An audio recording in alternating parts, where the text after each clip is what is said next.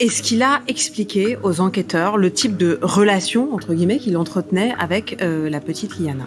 Oui, il dit qu'elle arrive à lui parler assez librement. Il précise quand même néanmoins que c'est une amie de sa fille, hein, et que c'est dans le cadre de cette relation qu'il est amené à échanger avec elle. Il dit, je le cite, moi j'étais content qu'elle arrive à me parler, à me dire que elle avait des problèmes et puis à réussir à l'aider. Je me sentais utile, mais on découvre aussi lors de ces échanges, eh bien qu'il avait des échanges de SMS notamment tout à fait inappropriés avec Liana. Je vous en cite un extrait, on est en décembre 2025.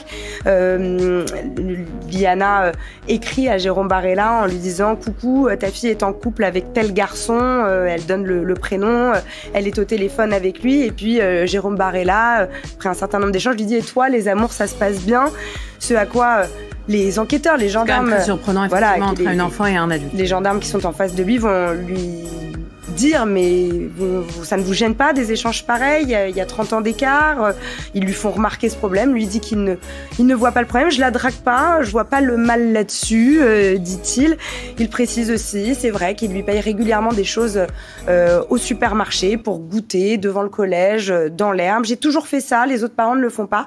Je passe beaucoup de temps avec les amis de ma fille qui me parlent de leurs problèmes, dit-il.